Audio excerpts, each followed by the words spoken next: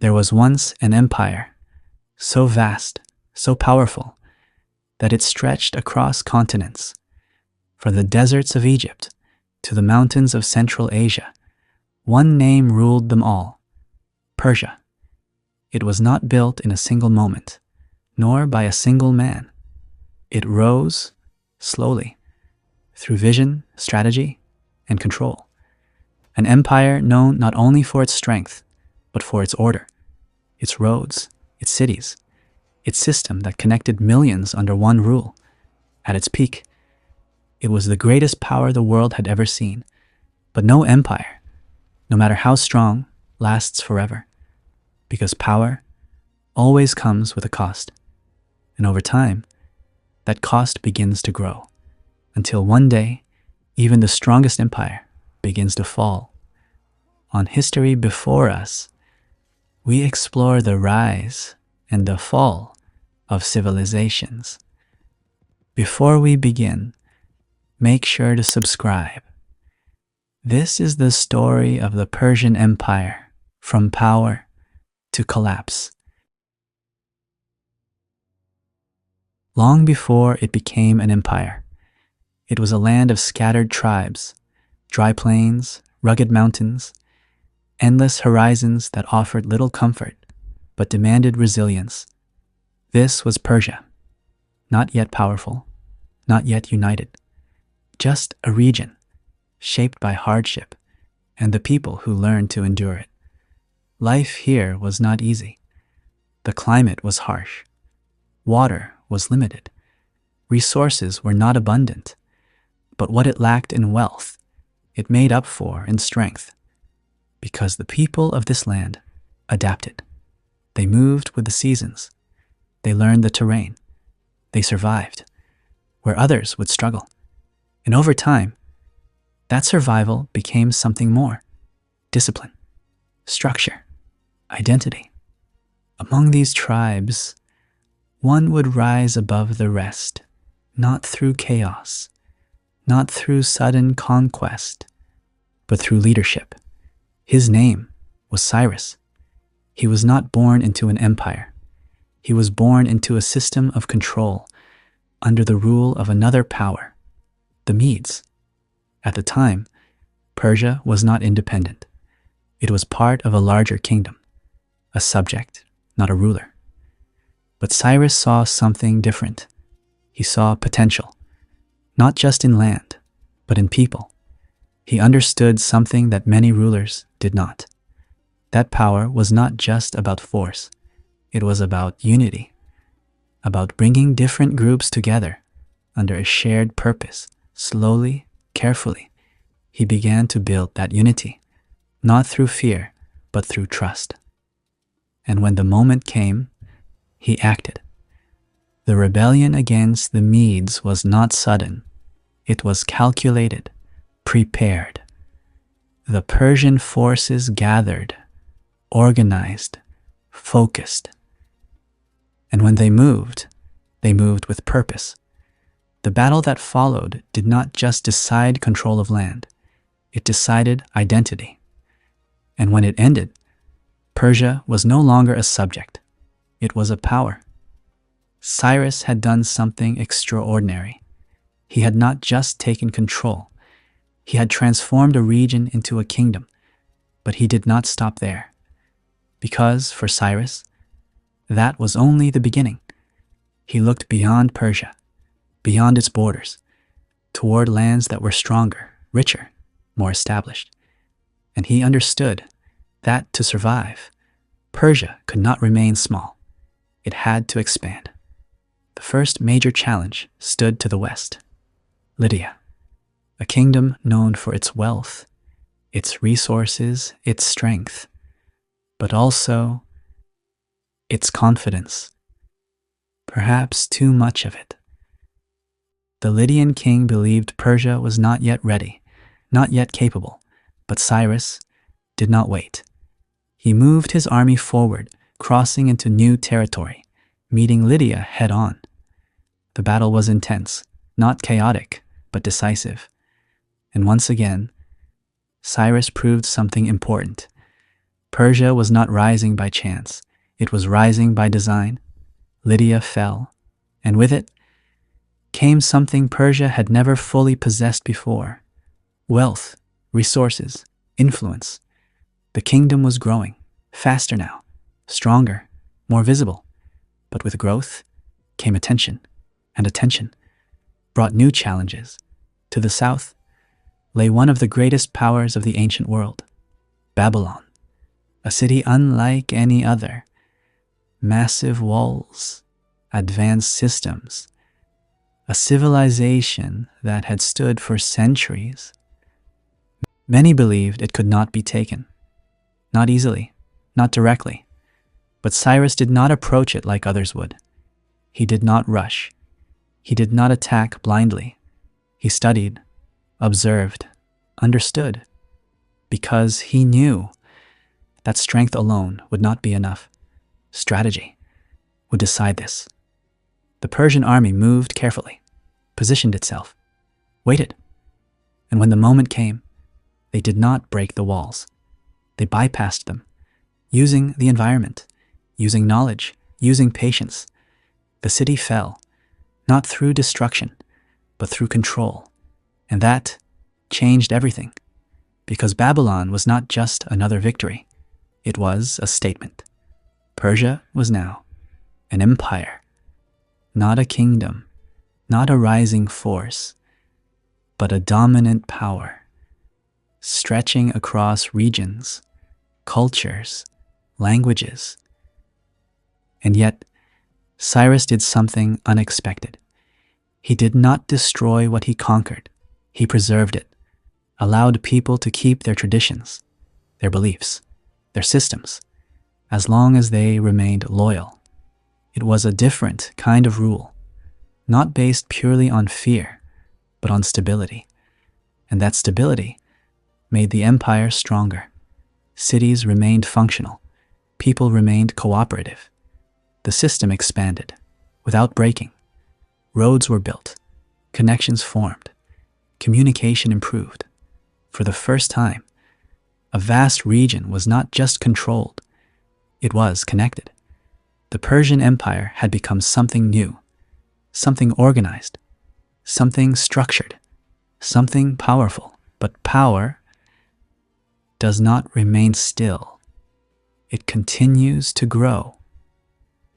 And with growth comes pressure. More land to control, more people to manage, more complexity to handle. The young empire stood strong, but it was still early, still forming, still adapting, because building an empire was only the first step.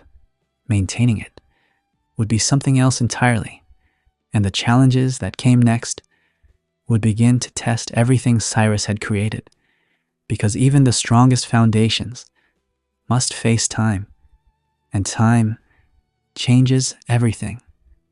The empire did not pause after Babylon. It expanded, quietly at first, then with growing certainty. What Cyrus had created was no longer just a collection of conquered lands. It was becoming a system, one that could sustain movement, communication, and control across distances the ancient world had never seen unified before. But expansion alone was not enough, because with every new region came a new challenge. Different languages, different beliefs, different ways of life, and if not managed carefully, those differences could divide the empire from within. Cyrus understood this. He did not try to force uniformity. He allowed diversity. Local rulers remained in place. Traditions were respected. Religious practices continued without interruption. In return, there was loyalty. It was a balance, fragile but effective. And for a time, it worked. The empire grew stronger, more stable, more connected. Trade routes expanded. Goods moved across vast regions. Ideas traveled alongside them. Cities that had once been isolated were now part of something larger, something organized, something controlled. But even the strongest structure depends on the one who built it. And when Cyrus died, that structure faced its first real test. There was no clear moment when everything changed. No single event, just a shift, subtle at first, then more visible. The man who followed Cyrus, Cambyses, did not rule in the same way. He continued the expansion. He pushed south toward Egypt, and once again, Persia advanced. The Egyptian campaign was successful. The empire reached even further, stretching into new lands, new cultures, new systems. On the surface, it looked like strength, like growth, like continuation. But beneath it, something was changing. Cambyses ruled differently, less balanced, less controlled, more focused on conquest than stability. And that difference began to matter, because an empire of this size could not rely on force alone. It needed structure. It needed consistency. It needed control, not just of land, but of itself. As Cambyses ruled from afar, tensions began to rise in the heart of the empire. Confusion, uncertainty, questions of legitimacy. And in that uncertainty, something dangerous emerged: instability. When Cambyses died, the empire stood at a crossroads, not broken, but uncertain. And in that uncertainty, power shifted.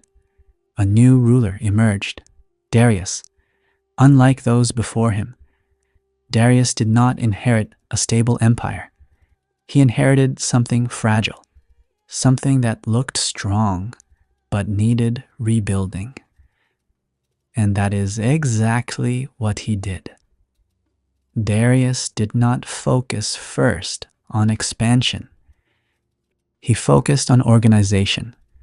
He divided the empire into regions, satrapies, each with its own governor, each responsible for maintaining order, collecting taxes, enforcing stability. But he did not leave them unchecked.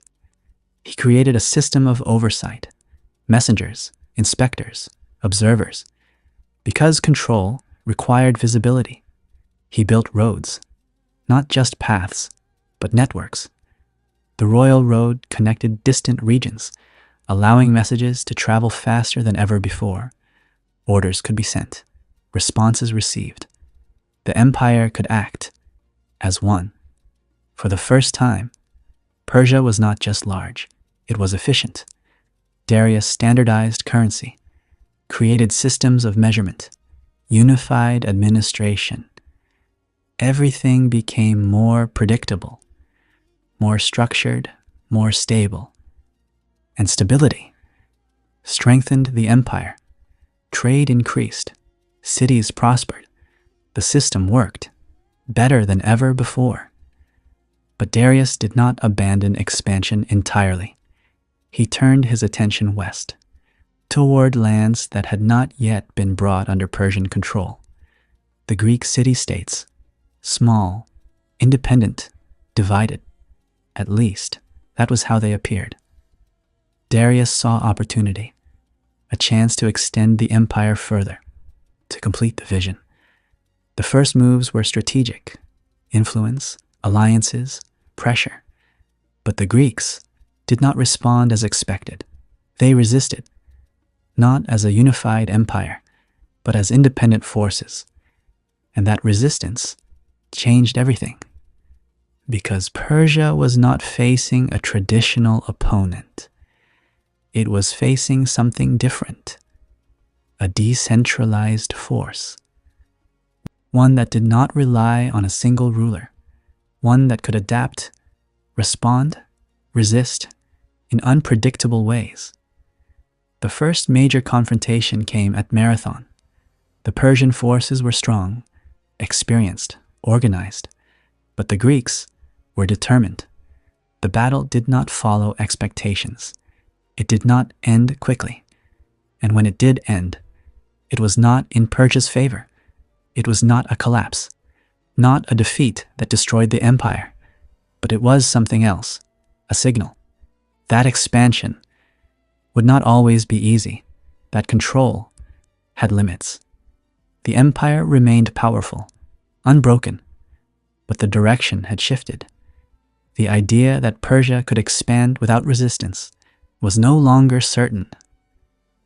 Darius returned his focus to the empire itself, maintaining order, reinforcing systems, strengthening what already existed, because he understood that an empire this vast could not afford instability, and for a time it held. The structure remained, the system functioned, the empire continued, but the seeds of something new had been planted: resistance, challenge, opposition, and those seeds would grow slowly, quietly, until they became something that even the strongest system would struggle to contain. Because building an empire is one thing, holding it together is something else entirely. And the pressures that come with time do not disappear. They accumulate until one day they begin to break what once seemed unbreakable. The defeat at Marathon did not end the Persian advance. It paused it. For a moment, the empire turned inward, not in weakness, but in preparation. Darius understood what had happened. The Greeks were not like the kingdoms Persia had faced before. They were divided, yet capable of unity when threatened, and that made them unpredictable. But before Darius could return to the west, something else intervened. Time. He died, and with his death, the empire passed to a new ruler. Xerxes. He did not inherit a small kingdom. He inherited the largest empire the world had ever known, and with it, unfinished business. The Greeks had resisted. They had disrupted the expansion, and for Xerxes, that was not something to ignore. It was something to resolve. Preparation began on a scale unlike anything before. Not rushed, not reckless, planned, measured, massive. The Persian army gathered from across the empire, soldiers from distant lands, each bringing different weapons, different styles, different languages, but they were united under one command, one purpose. The march toward Greece began. It was not just an army, it was a movement. Bridges were built across water, roads prepared, supply lines established, everything designed to ensure one thing: that the army would not fail before it even reached the battlefield. The young empire had grown into something enormous, but size was both strength and weakness, because controlling something so vast required constant precision, and even the smallest mistake could echo across the entire system. As Xerxes advanced, the Greeks prepared as well, not as one empire, but as city-states: Athens, Sparta, others, each with its own interests, its own priorities, but facing a common threat. They made a decision: to stand. The first major stand came at a narrow pass, Thermopylae, a place where the vast numbers of Persia could not be fully used, a place where terrain would decide the battle. The Persian army approached, confident, prepared, certain, because on open ground, their advantage was clear. But this was not open ground. The pass was tight, restricted, controlled, and waiting there were the Spartans, alongside other Greek forces. But it was the Spartans who stood at the center, disciplined, focused, unmoving. The clash began, not chaotic, not immediate, but controlled. The Persian forces pushed forward, wave after wave, trying to break the line, but the Greeks held. Day after day, the battle continued. The Persian army advanced, again and again. But the formation in the pass did not break. The Spartans fought as they had been trained, shield to shield, spear to spear, movement synchronized, precise, relentless. The narrow space reduced the advantage of numbers, turned the battle into something else, a test of endurance, of discipline, of control. And in that environment, the Greeks excelled. But no position is perfect, no defense, absolute. A path existed, hidden, unknown to most, but not to all. A guide, a betrayal. The Persian forces found another way, around the pass. The moment came quietly. Then suddenly, the Greeks realized they were no longer holding a single front. They were surrounded. For many, this meant retreat, withdrawal, survival. But for the Spartans, it meant something else. They stayed, not because they could win, but because they understood the purpose: to hold for as long as possible, to delay, to resist, to become the barrier. The final stand was not a battle for victory. It was a moment of endurance, a demonstration of what it meant to refuse to break. The Spartans fought until the end, and when it came, it was not sudden, not unexpected, but inevitable. The Persian army moved forward, the pass fell, the path opened. The way into Greece was no longer blocked. For Xerxes, it was a victory. The resistance had been removed. The march could continue. But something had changed. The battle had not broken the Greeks.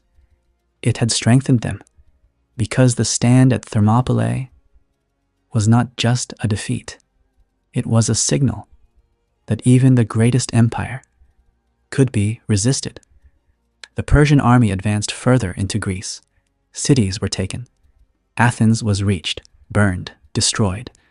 The empire appeared unstoppable. But appearance is not always reality, because the Greeks adapted. They did not confront Persia in the same way again. They changed the battlefield from land to sea. At Salamis, the Persian fleet faced the Greek navy. The environment shifted. The vast size of Persia's forces became less effective. The narrow waters reduced their advantage.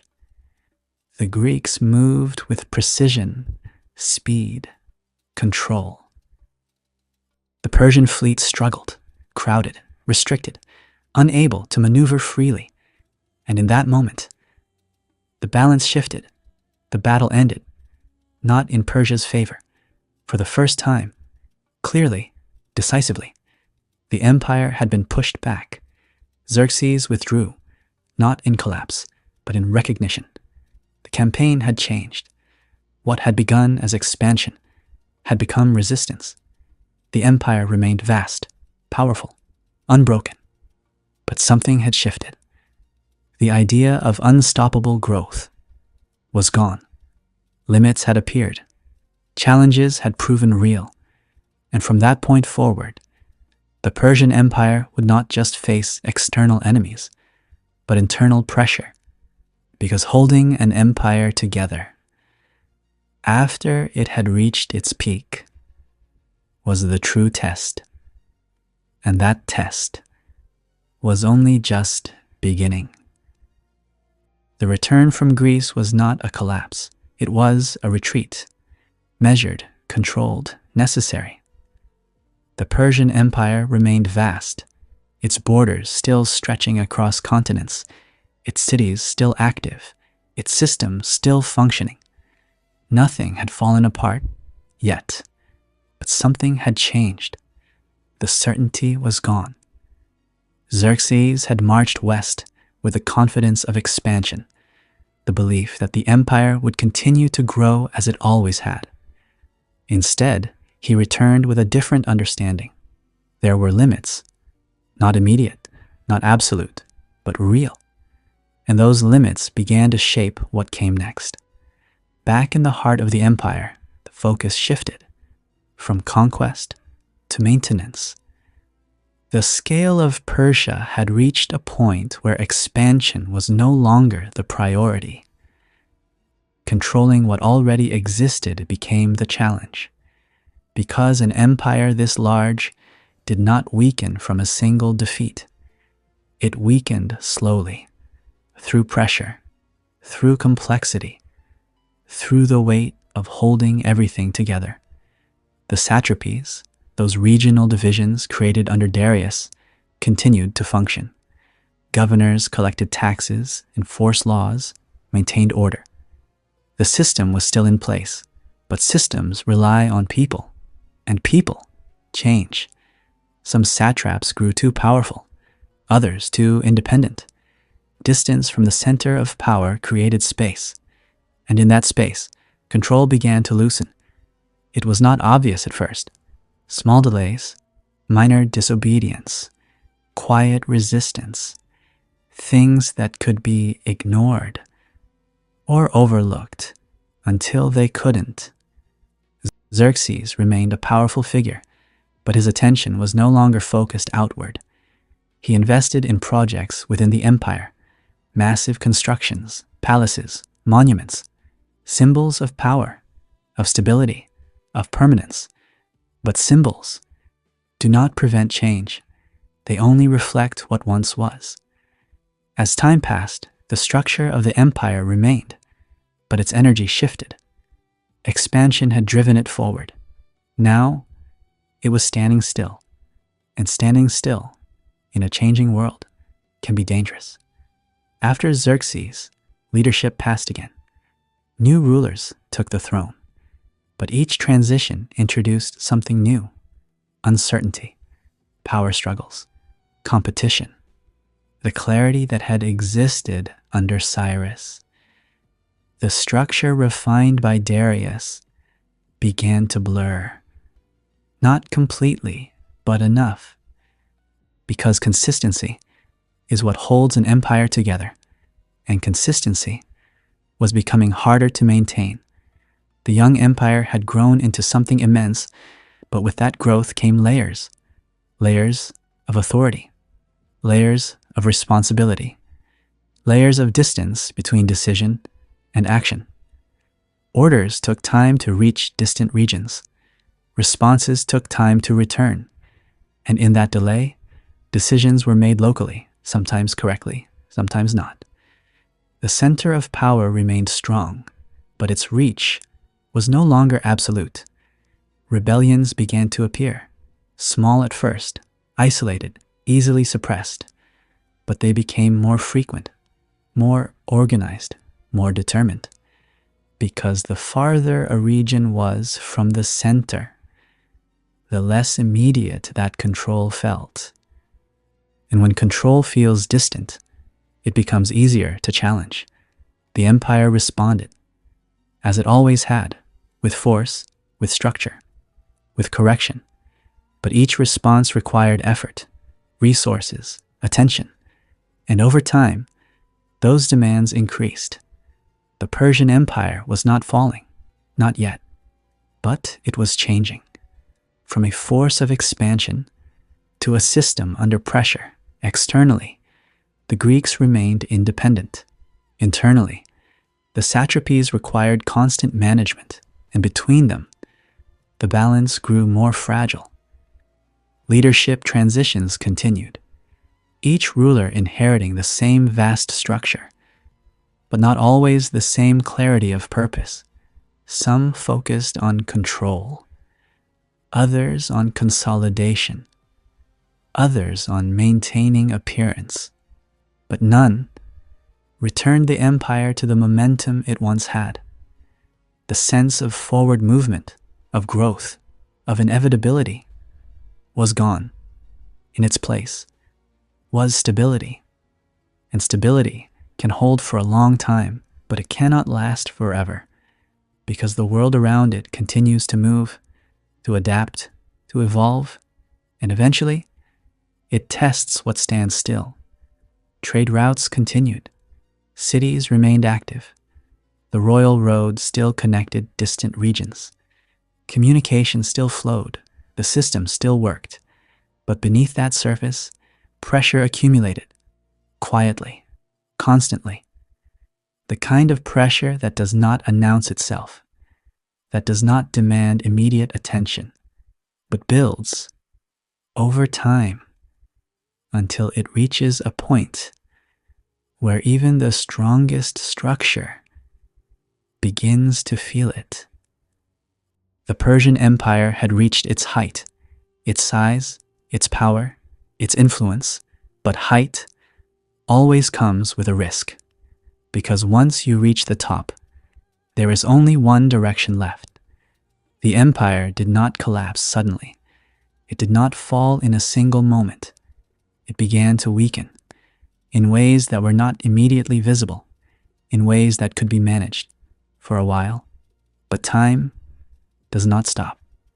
And as it moved forward, it carried the empire with it toward a future where the strength that had built Persia would be tested in ways it had never faced before. Because the greatest challenge is not building power, it is keeping it. And that challenge was only beginning.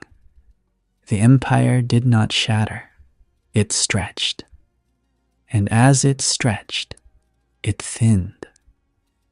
From the royal courts at Persepolis to the distant edges of Anatolia and the valleys beyond the Indus, the Persian world still functioned. Roads still carried messengers, caravans still crossed deserts, and satraps still governed in the king's name. But distance had begun to speak louder than authority. Orders traveled, obedience sometimes didn't. At the center, the great king remained powerful, surrounded by ceremony, guarded by elites, advised by officials who understood the machinery of empire. The palace complex rose in stone and reliefs, projecting permanence, but permanence was an image, not a guarantee. The young system that had once moved with purpose under Cyrus, under Darius, now moved with inertia. It continued because it had always continued. And that was a subtle danger, because systems that rely on habit begin to resist change. In the western provinces, the Greeks still watched. They had felt the weight of Persia and had resisted it. They had learned something important. The empire could be challenged. Not everywhere, not easily, but it could be. In the Aegean, tension never fully disappeared. Revolts flickered along the coast, small, contained, but persistent. Persian authority responded each time, restoring order, reinforcing control. But each response cost something: time, attention, resources, and those costs accumulated. In the interior, satraps governed vast territories with increasing autonomy. They collected taxes, maintained local forces, and managed populations that often had little in common beyond the fact that they belonged to the same empire. Some remained loyal, others grew ambitious, because when authority feels distant, power feels closer. The great king still ruled, but the space between his command and its execution was widening, and in that space, decisions were made, quietly, locally, sometimes against the interests of the center. Rebellions were not constant, but they were recurring. Egypt would rise, then be brought back. Babylon would resist, then be controlled again. The empire did not lose these regions permanently, but it was forced to prove its control again and again. And each time, the effort required grew heavier. The structure still worked, but it was no longer effortless. In the east, the frontier remained active. Tribes moved along the borders. Trade routes needed protection, and local conflicts demanded intervention. The empire was everywhere at once, and that meant it could not focus entirely anywhere. At court, succession became a matter of tension rather than certainty. The transition of power, once stabilized under Darius, now carried risks. Rival claims, internal rivalries, and palace intrigue complicated what should have been a clear process. Because when leadership becomes uncertain, everything beneath it feels it. The chain of command weakens, confidence shifts, and the image of control begins to crack. Still, life within the empire continued. Markets were full.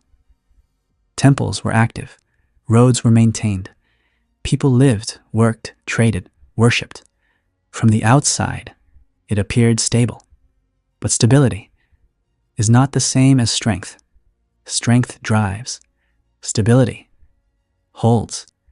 And when holding becomes the only function, pressure begins to build.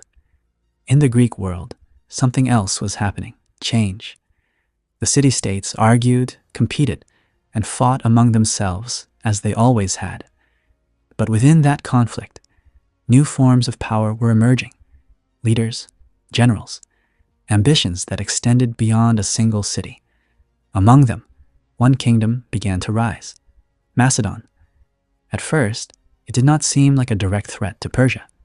It was smaller, less established, but it was changing quickly, reforming its army, strengthening its leadership, preparing in ways that were not immediately visible to the Persian court.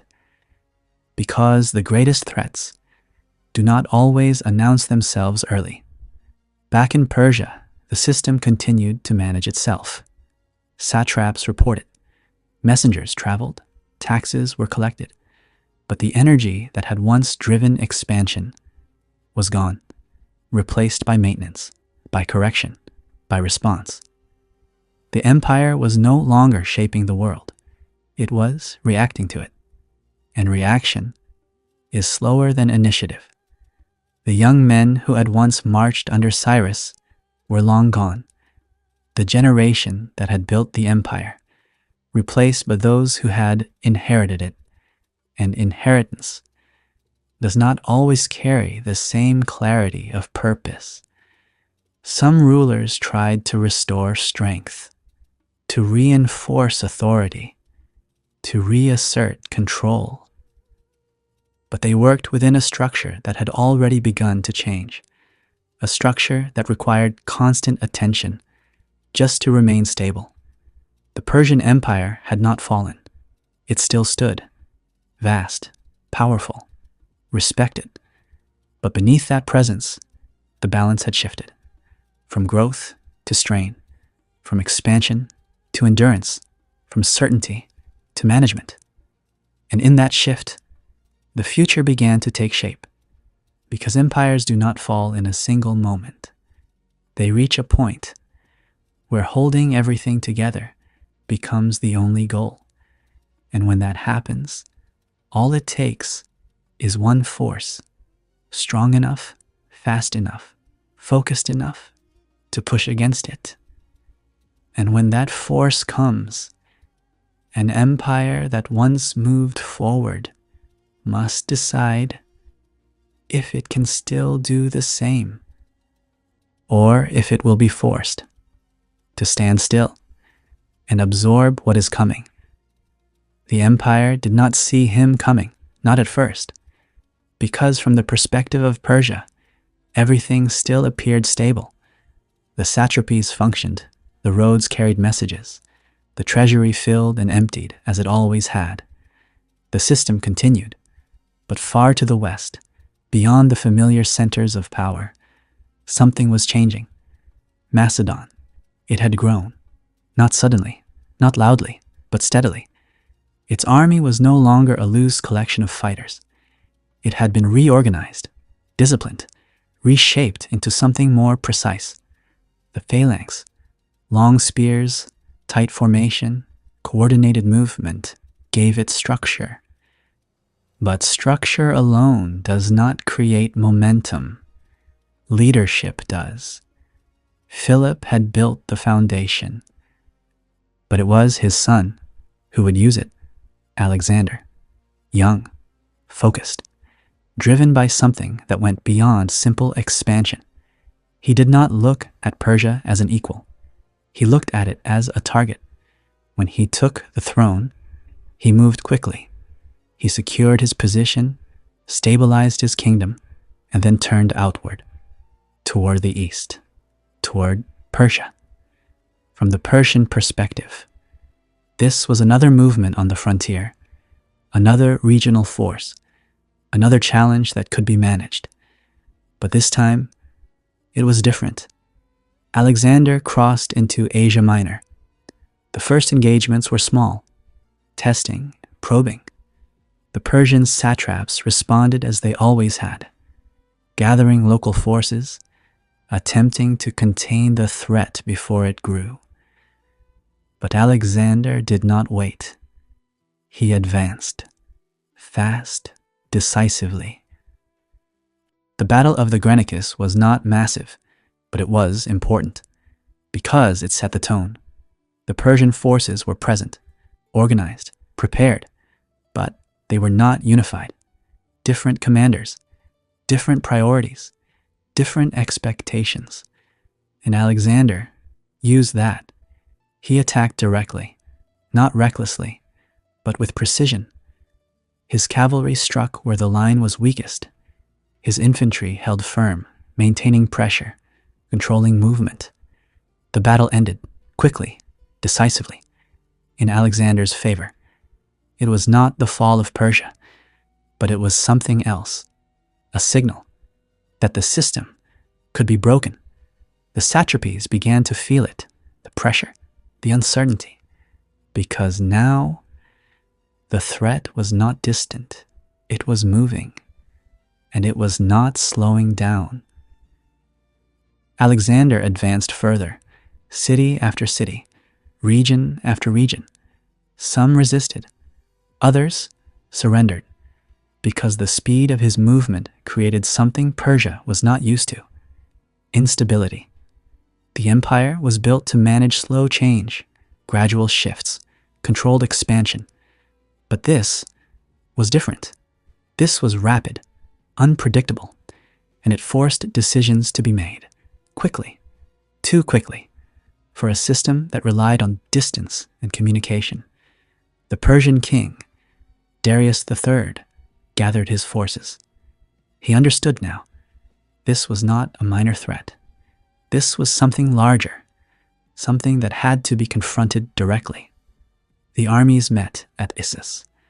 The terrain, limited movement, restricted space, not unlike Thermopylae, but reversed. This time, it was Persia that held the larger force, and Alexander, the smaller. The battle began, not chaotic, not uncontrolled, but tense, measured. Darius positioned his forces carefully, but the narrow terrain reduced his advantage. Alexander saw it, recognized the limitation, and acted. He struck at the center, not with hesitation, but with focus. The Persian line wavered, then broke, not completely, but enough. And when Darius turned, when he left the field, the signal was clear. The army followed, the battle ended, and with it, something larger shifted, because the king had retreated, and in an empire built on authority, that mattered. Alexander continued, relentless. He moved south, toward Egypt, securing control, not through destruction, but through acceptance, because many regions no longer saw Persia as absolute. They saw change, and they adapted. When Alexander turned back toward the heart of the empire, the confrontation became inevitable. Gaugamela, a wide plain, open, perfect for large armies. This time, Darius had prepared fully. Massive forces, carefully arranged, chariots, cavalry, infantry. everything aligned to use the space, everything ready to overwhelm. Alexander approached, outnumbered, but not uncertain, because numbers had not stopped him before, and they would not stop him now. The battle began. The Persian army advanced. The ground shook. The scale immense, but scale is difficult to control. The line stretched. Gaps appeared, small but real. Alexander moved, not across the entire front, toward a point, a single weakness. He drove forward, focused, direct. The line broke, again, and this time, there was no recovery. Darius fled, the army collapsed, the field was lost, and with it, the empire. The path to the Persian capitals was open. Babylon, Susa, Persepolis, one by one. They fell, some without resistance, others with a little.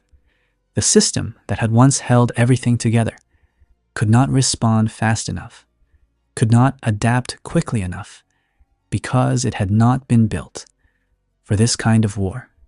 The Persian Empire did not vanish in a single moment. It unraveled.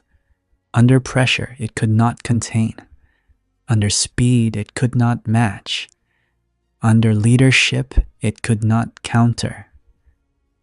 Alexander stood at the center of what had once been the greatest empire in the world, and the system that had defined centuries had come to an end, not because it was weak, but because it had reached its limit, because every structure, no matter how strong, is shaped by the time in which it was built. And when that time changes, it must change too, or it will be replaced. The Persian Empire had dominated its world, but the world had moved forward, and when it did, the empire could not move fast enough to follow. The fall of the empire did not happen in a single instant. It unfolded in stages. After Gaugamela, the path into the heart of Persia was open. The great cities that had once symbolized stability, Babylon, Susa, Persepolis, were no longer protected by an unbreakable system. They were exposed. Alexander did not hesitate. He moved forward, quickly, deliberately, as he had from the beginning. Babylon opened its gates. There was no resistance, no final stand. The city, once a center of power under Persian control, became something else, another part of a new order. Susa followed. The treasury, filled over generations, now belonged to a different ruler. Wealth that had once supported the Persian system now fueled Alexander's campaign. But it was Persepolis that carried the greatest weight. It was not just a city. It was a symbol, the ceremonial capital, the place where kings were crowned, where authority was displayed, where the image of the empire was strongest. When Alexander reached it, the meaning was clear. This was not just another conquest. It was the center, the heart. And when it fell, everything changed. The destruction of Persepolis did not come immediately. At first, the city remained intact, controlled, observed.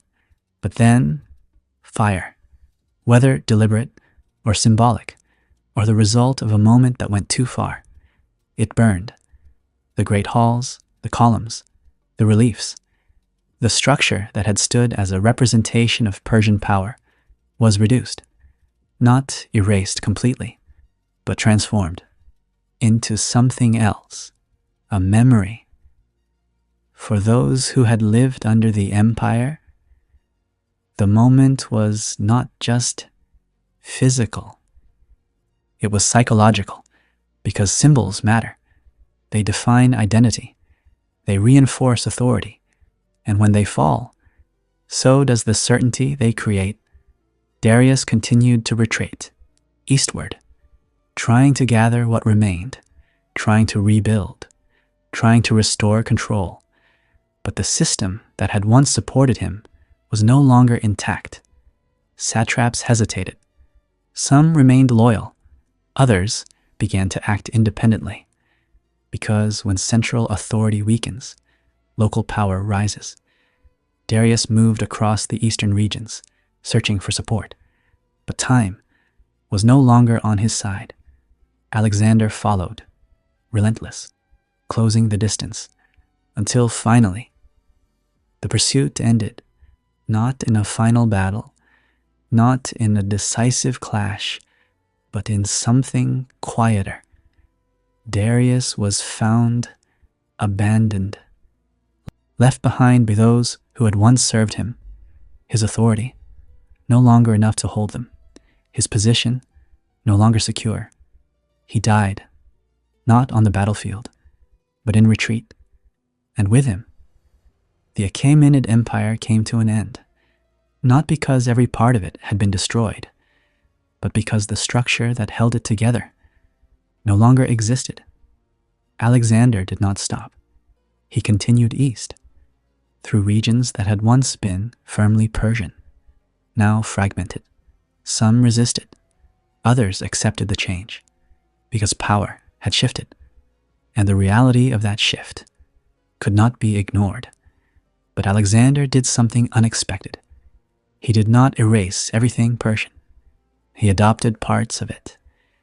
The administrative system, the court practices, the structure. Because he understood something important. The empire had not been weak, it had been effective, and replacing it entirely would create chaos, so he integrated it, blended Macedonian and Persian elements, creating something new, something hybrid, something that carried both. For a moment, it worked. The vast territory remained connected. Not exactly as before, but not completely broken either. However, this new structure depended on one thing, him, Alexander.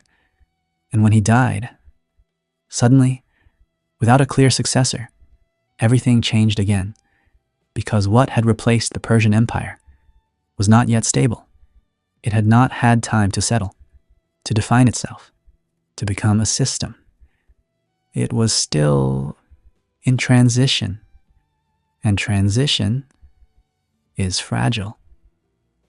The generals who had followed Alexander became rivals, each claiming part of the empire, each controlling a region, each building power.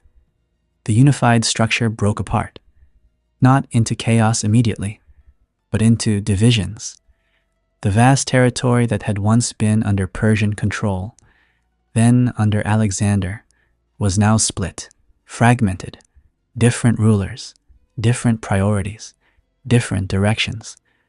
The continuity was gone. The Persian Empire had ended, but its influence remained. Its systems had shaped what came after. Its methods of administration, its approach to governance, its idea of connecting vast regions under one rule, all of it carried forward. Even in fragmentation, even in change, because empires do not disappear completely. They leave structures, ideas, foundations that others build upon. The Persian Empire had risen from scattered tribes to become the greatest power of its time. It had expanded across continents, connected cultures, created systems that allowed millions to live under one authority. And then, it had faced something it could not fully resist: speed, adaptation, change. It did not fall because it was weak. It fell because the world around it evolved, and it could not evolve fast enough. The rise had been slow, deliberate, built on vision and structure. The fall was faster, driven by pressure and momentum, but both were part of the same story. Because every empire, no matter how strong, exists within time, and time always moves forward, leaving behind only what could not keep up. And what remains becomes history. After the fall, the land did not become empty. It changed. What had once been a single, unified system under Persian rule was now divided into regions, each controlled by different leaders, each following its own direction. The empire that had stretched across continents no longer existed as one, but its presence did not disappear. It remained in the roads that still connected distant cities, in the administrative systems that still organized populations, in the traditions that had been preserved for generations. Because an empire of that scale does not simply vanish, it leaves traces. Alexander's empire, built on top of Persia, did not remain unified for long. After his death, his generals, men who had fought beside him, trusted him, depended on him, began to divide what he had left behind, not out of destruction, but out of necessity. Each took control of a region: Egypt, Mesopotamia, Anatolia, the eastern lands. Each became its own center of power. The idea of a single ruler over all of them faded. And with that, the continuity that Persia had once maintained was broken. Yet, even in division, the influence of Persia remained. The satrapy system adapted. The use of roads for communication continued. The concept of governing diverse populations under structured administration survived. Because these were not temporary ideas, they were functional. They worked. And systems that work are not easily replaced. In the Western regions, Greek influence became stronger. Cities adapted to new cultural patterns. Language shifted. Art changed. But beneath those visible transformations, the deeper structures remained. Trade routes still followed the same paths. Taxes were still collected through organized systems. Local authorities still governed under larger frameworks. It was no longer Persia, but it was not entirely new either. In the East, the changes were slower, more subtle. The traditions of Persian rule, the identity that had formed over centuries, did not disappear. They adapted, merged with what came after, became part of a larger continuity, because identity is not erased by conquest, it evolves. Over time, new powers rose. The Seleucid Empire, one of the largest successors to Alexander's domain, controlled vast portions of the former Persian lands. But it struggled, not because it lacked strength, but because it faced the same challenge Persia once had: distance, diversity, complexity. Holding such a vast region together required constant effort, and eventually, that effort became too much. The eastern territories began to separate. New powers emerged: the Parthians, then later, the Sassanids, each drawing from the same foundation, each rebuilding something that resembled what had once existed. Not identical, but familiar, because the model had already been created. The idea of a large, organized empire in that region did not come from nothing. It came from Persia. The legacy continued, not as a single structure, but as a pattern, repeated, adapted, refined. The Persian Empire had defined what power looked like across vast distances. It had shown that different cultures could exist under one system, if that system allowed flexibility. It had demonstrated that control was not only about force, but about organization. And those lessons did not disappear. Even as centuries passed, even as new empires rose and fell, the influence remained in governance, in culture, in the very idea of what an empire could be. But beyond systems and structure, there was something else: memory. The story of Persia did not end with its fall. It became history, studied, remembered, retold, not just as a rise and collapse, but as a transformation. From tribes to empire, from unity to expansion, from power to pressure, and finally to change. The land that had once been Persia continued to evolve. Its people continued to live, to build, to adapt. The name may have shifted over time, but the identity, the deeper connection to that past, remained. Because history is not only about what ends, it is about what continues. And in that sense, the Persian Empire never truly disappeared. It became part of everything that followed, a foundation, a reference, a reminder of what can be built and what can be lost. The story does not close with silence. It continues in different forms, through different names, but always connected to that moment when a group of tribes in a harsh land began something that would grow into one of the greatest empires the world had ever known. And in understanding that story, we see something more than history. We see a pattern, a cycle, one that repeats again and again. Rise, growth, power, pressure, change, and eventually something new, because no empire stands forever, but what it creates, what it leaves behind, can shape the world long after it is gone. Centuries passed, but the land remembered, not in silence, but in continuity. What had once been the Persian Empire did not remain empty after its fall. The structures left behind, the systems, the ideas, continued to influence everything that followed.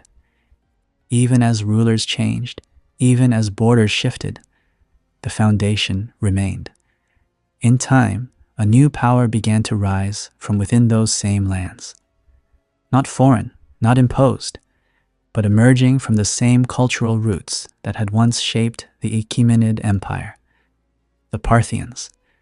They did not attempt to recreate Persia exactly as it had been. They adapted.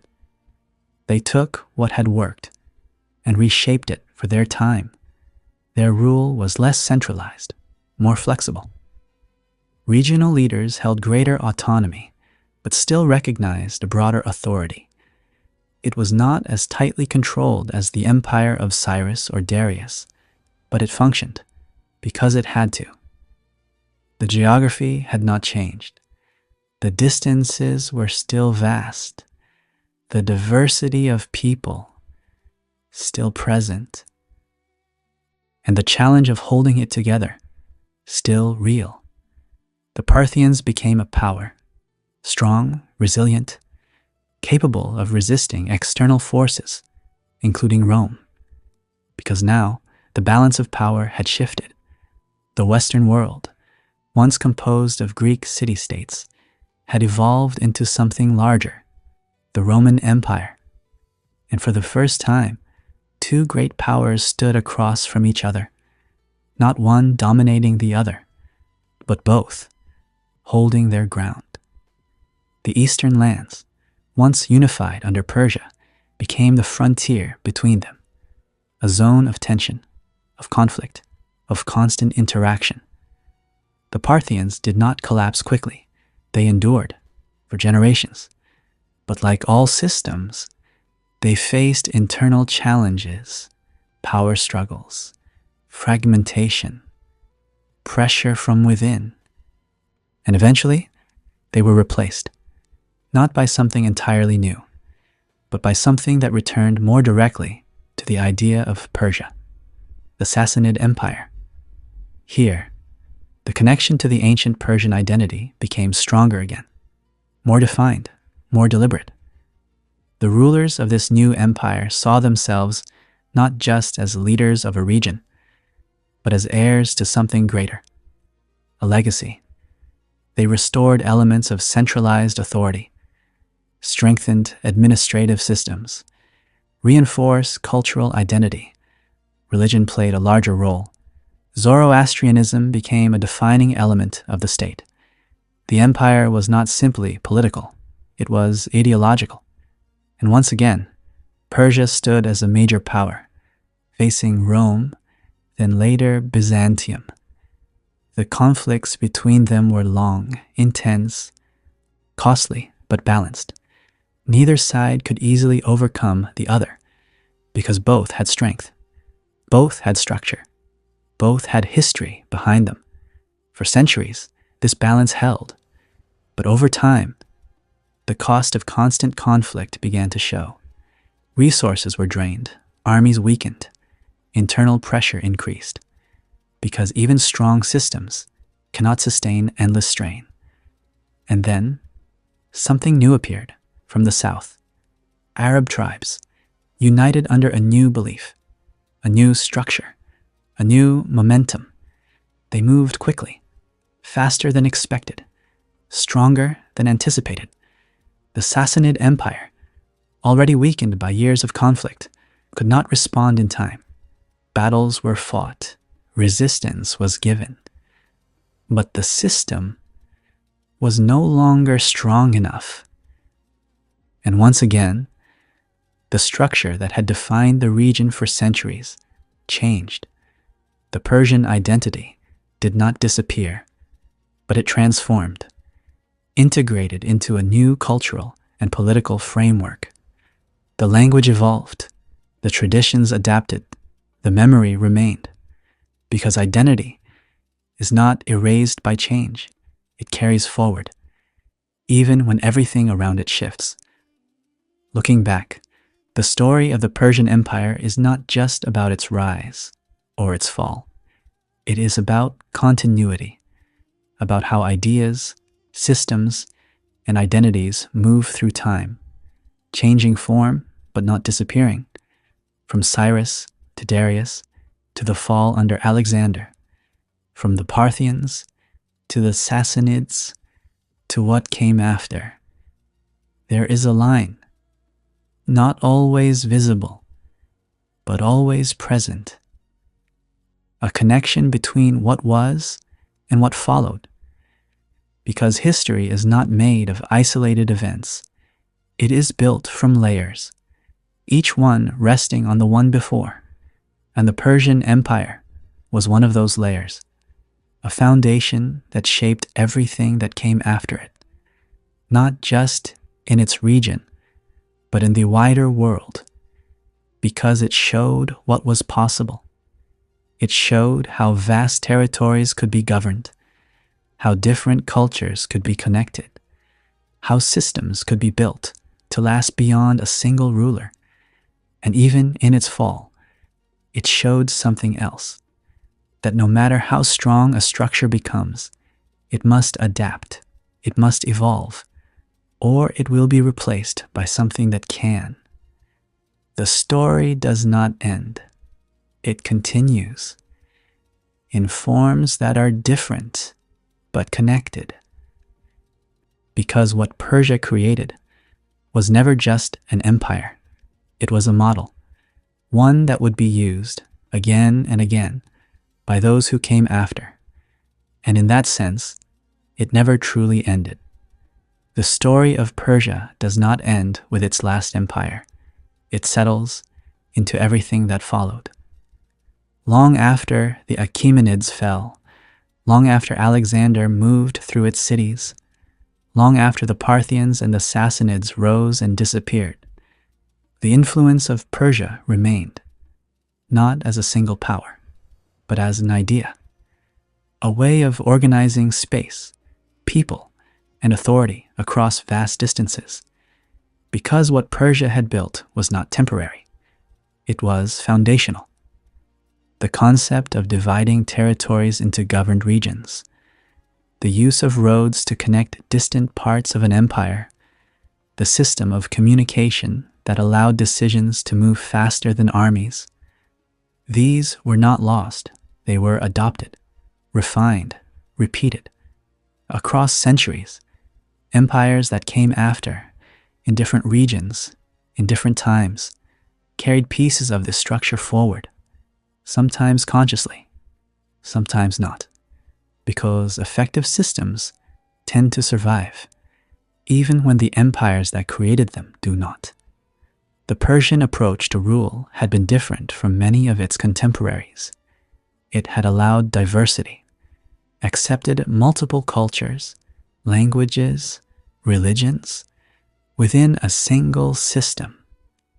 As long as loyalty remained, identity could remain as well.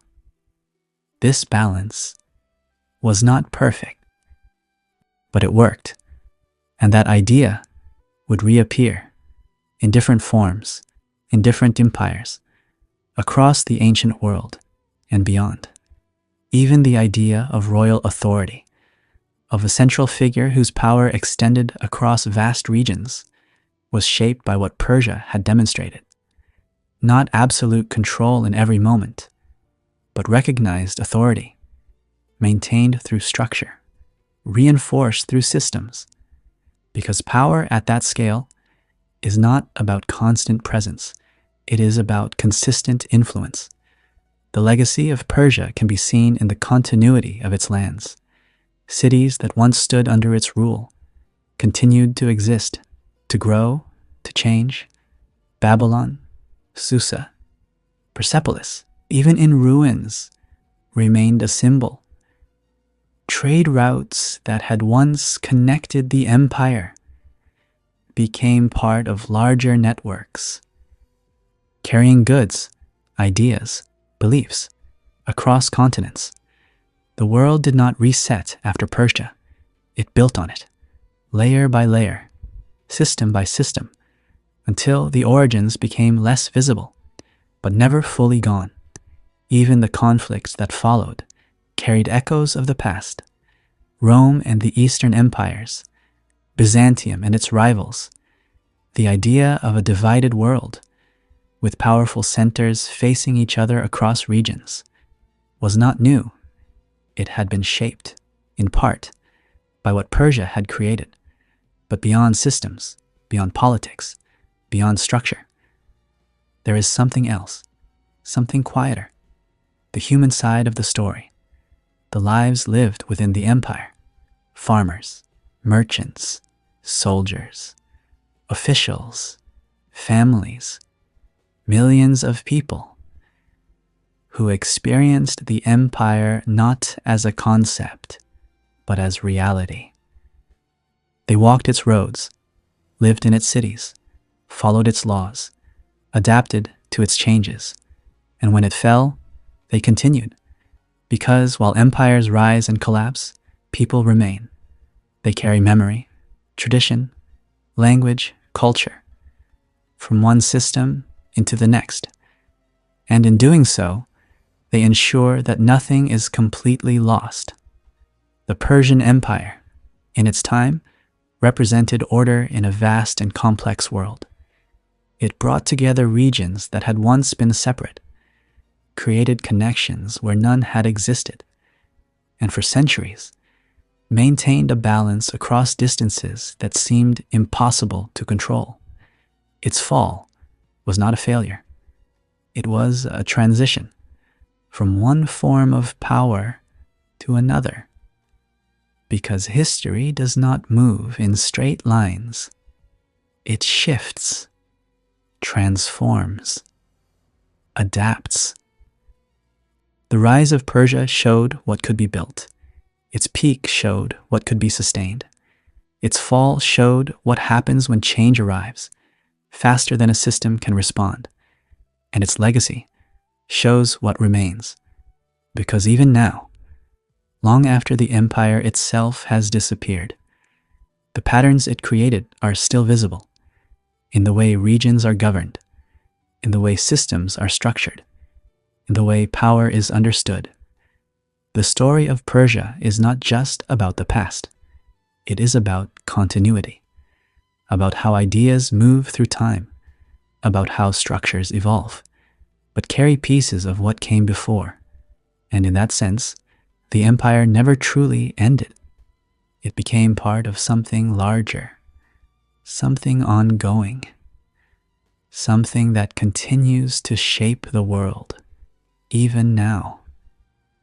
Because history is not only about what happened, it is about what remains, and what remains is often more powerful than what is lost. If you step back far enough, the Persian Empire becomes something more than a timeline, more than a sequence of rulers, battles, and cities. It becomes a pattern, a structure that can be seen, not only in the past, but in everything that came after. Because what Persia built was not just power, it was organization. At a scale the world had never experienced before. Before Persia, large kingdoms existed, powerful cities, strong armies, but they were often limited, bound by geography, separated by distance, restricted by communication. Persia changed that. It connected, not just land, but systems. It created a network where decisions made in one place could influence another far beyond immediate reach. And that network became the model. But every model carries a limit. The Persian system worked because it balanced control and flexibility. Satraps governed locally. The king ruled centrally. Communication linked them. But as the empire expanded, that balance became harder to maintain because distance increases complexity, and complexity requires constant adjustment. At its peak, Persia managed that balance. It held together across vast regions through structure and adaptation. But over time, the conditions changed. External pressures increased, internal stability weakened, and the system had to respond faster than it was designed to. That is where the shift began, not in a single battle, not in a single decision, but in the growing gap between what the empire was built to handle and what it was being asked to face. Alexander did not destroy Persia alone. He exposed that gap. He moved faster than the system could react. He forced decisions to be made immediately, in a structure that relied on time. And when time is removed, a system built on gradual response struggles. But even in that moment, the Persian Empire did not vanish completely. It transformed. Because the people, the cities, the systems remained. They adapted to new leadership, new structures, new realities. And in doing so, they carried the core of what Persia had been into the next phase. That is why its influence lasted. Not because the empire survived in name, but because it survived in function, in how things were done, in how large regions were governed, in how diversity was managed within a single system. Even later empires, in different parts of the world, would face the same challenge. How do you control vast distances? How do you maintain unity across different cultures? How do you respond to change without losing stability? The answers were never simple, but Persia had provided one of the earliest examples, one of the first large-scale attempts.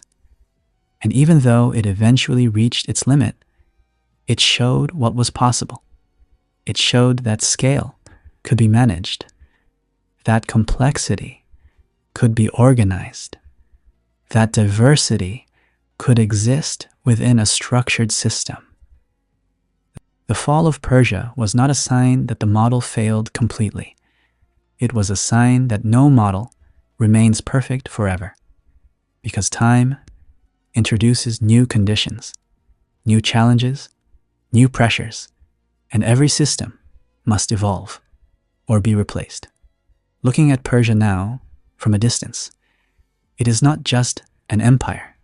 It is a reference point, a moment in history where something new was created, something that changed how power was understood, how it was applied, how it was maintained, and how it eventually changed. Because that is the full story. Not just the rise, not just the fall, but the transition between them.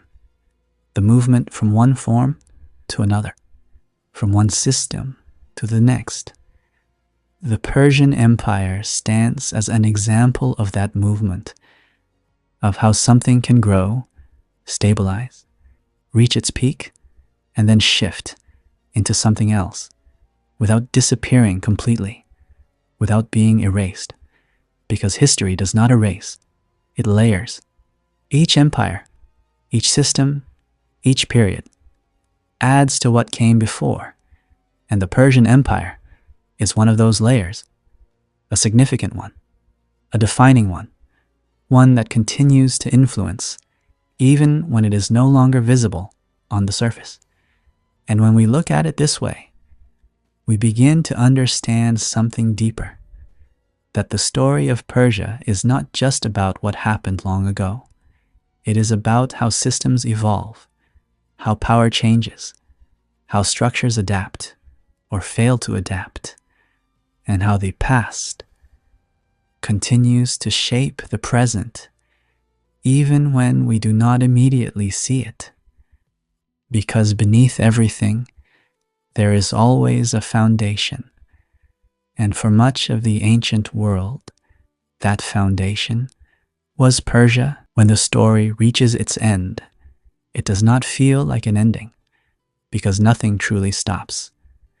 The Persian Empire, as a name, as a single structure, as a unified authority, came to an end long ago. The kings are gone. The capitals stand in ruins. The system that once connected continents no longer exists in its original form, but the impact remains. If you look closely, the traces are still there, in the way large regions are governed, in the idea that different cultures can exist under one system, in the need for structure, for communication, for organization across distance. These are not new concepts. They are continuations. What Persia created did not disappear. It became part of something larger. Because history does not erase what came before, it builds on it, layer by layer, system by system, until the origin is no longer visible, but the influence remains. And that is what makes the story of Persia different. It is not just about how it rose or how it fell. It is about what it left behind, because in many ways, that is more important. Cyrus began with an idea, not of domination alone, but of unity, of bringing different lands, different people, under one structure, without destroying what made them different. Darius refined that idea, turned it into a system, organized it, strengthened it, made it work, and for a time, it held, across distances that seemed impossible, across cultures that had never been connected before. The empire became something more than power. It became a model, but no model remains perfect forever. As the world changed, the pressures grew. The system that once worked faced challenges it was not designed to handle. Faster threats, new forms of leadership, different kinds of conflict. And when those pressures became too great, the structure began to give way. Not instantly, not completely, but gradually, until the moment came when it could no longer hold. And that is how it ended. Not in a single battle, not in one decision, but through a series of changes that built over time until the balance was lost. And when that happens, even the greatest empires fall. But falling is not disappearing, because what Persia built was not only physical, it was conceptual. A way of thinking about power, about organization, about how large systems can function, And those ideas do not vanish. They move forward into new empires, new systems, new structures, even when the name changes, even when the form is different, the foundation remains. And that is why, when we look at the Persian Empire today, we do not just see ruins, we see influence. We see the beginning of something that continued long after it ended, because the world that followed was shaped by what came before, and Persia was one of the most important parts of that foundation. Its rise shows us what is possible. Its peak shows us what can be achieved. Its fall shows us what must be faced. And its legacy shows us what remains. The story is not just about the past.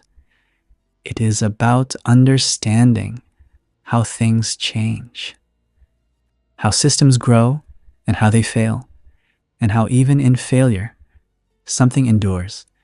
So when we step back and look at the full picture, we do not see just an empire. We see a cycle, one that repeats across time.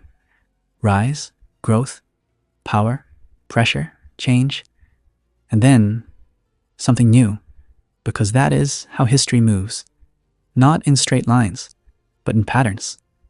And the Persian Empire is one of the clearest examples of that pattern, a reminder that nothing lasts forever, but what it creates can last far longer than we expect.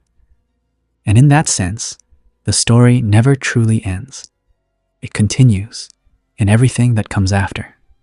If you return to the very beginning, before the empire, before the kings, before the roads and the cities, you find something simple, a land harsh, dry, demanding, and people who learned how to live within it. They were not thinking about empires. They were not planning expansion. They were surviving, adapting, enduring, because that is where every empire truly begins, not with power, but with necessity. The Persian story did not start as something grand. It started as something small, shaped by conditions that required strength, patience, and awareness. And from that beginning, everything else followed. Cyrus did not create Persia out of nothing. He brought together what already existed. He recognized potential where others saw separation. He understood that unity could create something greater than individual parts.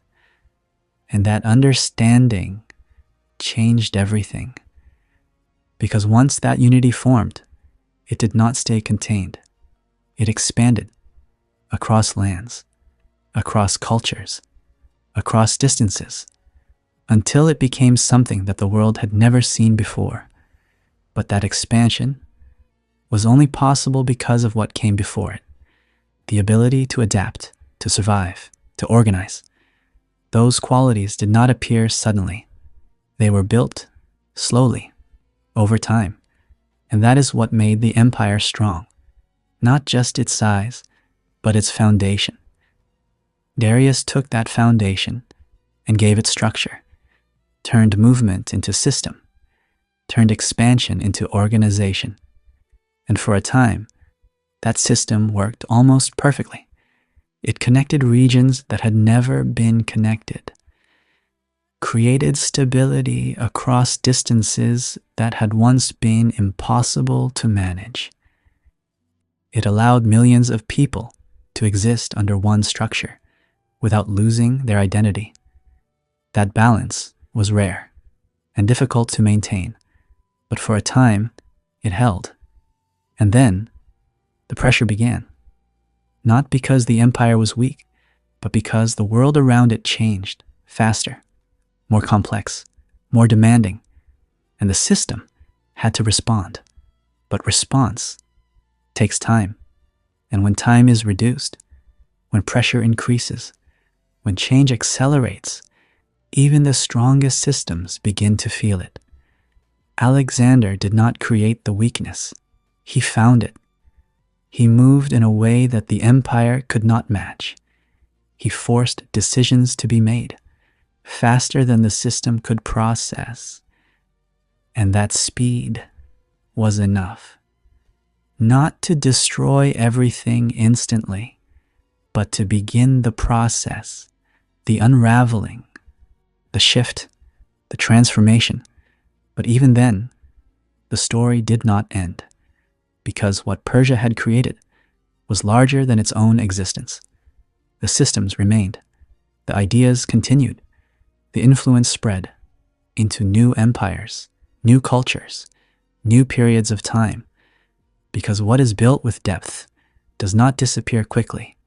It changes form, it adapts, it integrates into what comes next.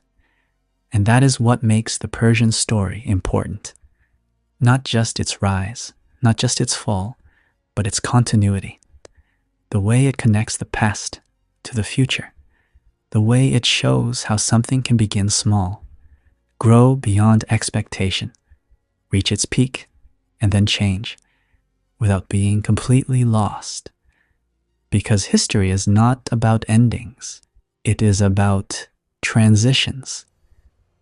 About how one phase becomes another, how one system leads into the next. And Persia is one of those transitions, a bridge between what came before and what followed. When you look at the ruins of Persepolis today, you do not just see stone, you see layers of effort, of organization, of vision.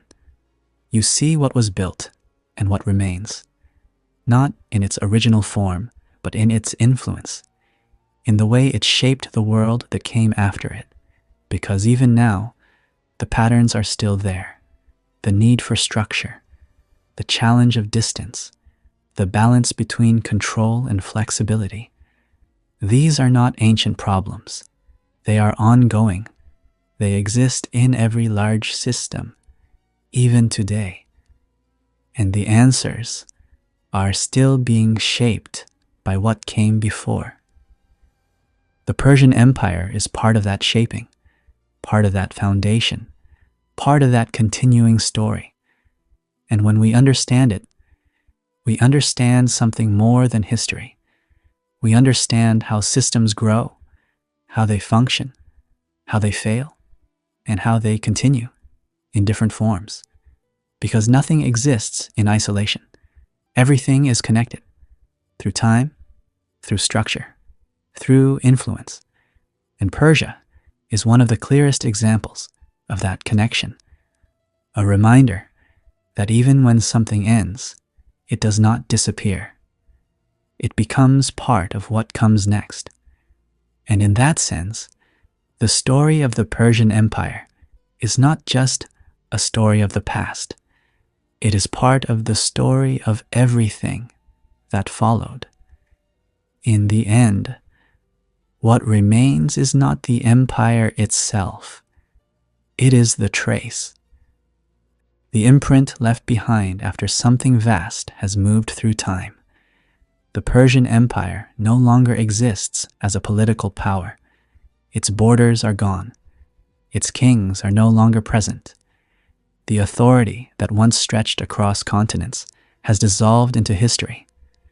But if you look closely, the shape of it is still there, not in maps, in patterns, because what Persia created was not only territory, it was a way of thinking, a way of organizing complexity, a way of holding together what would normally fall apart, and that way did not disappear.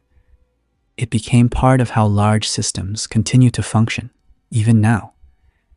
If you consider what made Persia unique, it was not just size. Other empires would grow large. It was how that size was managed, how communication was maintained, how authority was extended without constant presence, how diversity was allowed without losing structure. These ideas are not simple. They require balance. Too much control creates resistance. Too much freedom creates fragmentation. Persia existed in that balance. For a time, it held. But holding something that large, over long periods, requires constant adaptation. And adaptation is where the challenge always lies. Because the world does not remain fixed. It shifts. Slowly, then suddenly, externally, new powers rise. Internally, new pressures form. Technologies change. Strategies evolve. Expectations grow. And a system that once worked perfectly must respond. If it responds too slowly, it begins to fall behind. If it changes too quickly, it risks breaking its own structure. That tension between stability and change is where empires are tested. Persia faced that tension. At first, it managed it through organization, through structure, through the systems built under Darius. But over time, the balance shifted. The system became heavier, more complex, more dependent on itself. And when a system becomes too dependent on its own structure, it becomes less flexible, less able to adapt. That is where vulnerability begins, not in weakness, but in rigidity. Alexander did not defeat Persia because it lacked power. He defeated it because he moved differently, faster, more directly, with fewer layers between decision and action. And in that difference, he created pressure. Pressure that the Persian system could not absorb quickly enough. But even in that moment, the system did not disappear. It changed, adapted into what followed, influenced the empires that came after. Because systems that solve real problems do not vanish. They evolve. They are studied, repeated, improved. The Persian Empire solved the problem of scale. It showed that vast regions could be connected, that different cultures could coexist under one structure, that authority could extend beyond immediate presence. These are not small achievements. They are foundational. And foundations remain, even when everything built on top of them changes.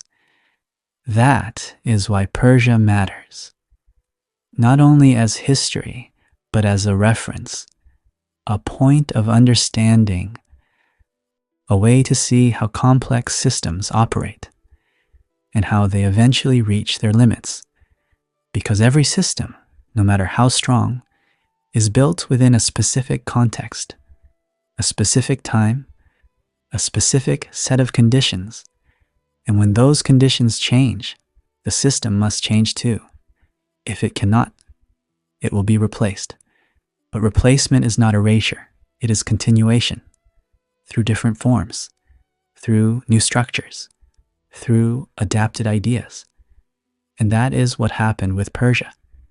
It did not vanish, it transformed into the systems that followed, into the patterns that repeated, into the structures that still exist in different forms, even now. When we look at history through this lens, we begin to see something different. Not isolated empires rising and falling, but connected systems evolving over time, each one building on the last, each one learning, adapting, responding. And Persia is one of the clearest examples of that process, a moment where something new was created, where scale was managed, where complexity was organized, and where the limits of that organization were eventually reached. But even in reaching those limits, it created something lasting, something that moved forward, something that shaped everything that came after. So when the story ends, it does not end in silence. It ends in continuation, in influence, in patterns that carry forward into the future. Because what Persia built was never meant to last forever, but it was meant to leave something behind. And it did. Not just ruins, not just memory, but a structure of thought, a model of organization, a way of understanding power across time.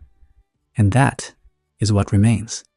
In the quiet after everything has passed, what remains is not the noise of battle, nor the names of kings shouted across history. It is something quieter, something deeper. The Persian Empire began as a possibility, a collection of tribes scattered across a harsh land, with no certainty, no guarantee, no clear future. And yet, from that beginning, it became one of the greatest empires the world had ever known.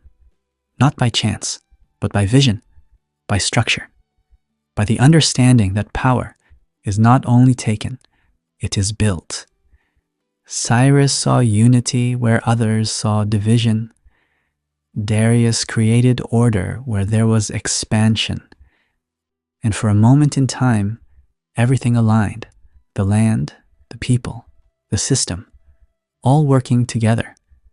And the empire rose. It connected continents, linked cultures, created a world that had never existed before. But no system, no matter how strong, exists outside of time, and time does not stop. It moves forward, bringing change, bringing pressure, bringing challenges that no structure can ignore forever. Persia did not fall in a single moment. It did not collapse because it was weak. It reached a point where the world around it had changed faster than it could adapt. And in that moment, something new began. Not the end of Persia, but the transformation of it. Because what Persia created did not disappear. It moved forward into other empires, other systems, other ways of understanding power. Its roads became paths for others. Its systems became models for future rulers. Its ideas became foundations. And in that way, it never truly ended. It changed form, like everything in history does. The story of the Persian Empire is not just about rise and fall. It is about continuity, about how something can begin small, grow beyond imagination, reach its peak, and then become part of something larger, because nothing exists alone.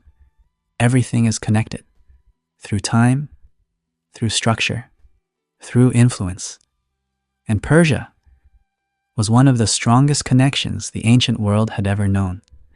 So when we look back, we do not just see what was lost, we see what remains, the patterns, the systems, the lessons that continue even now.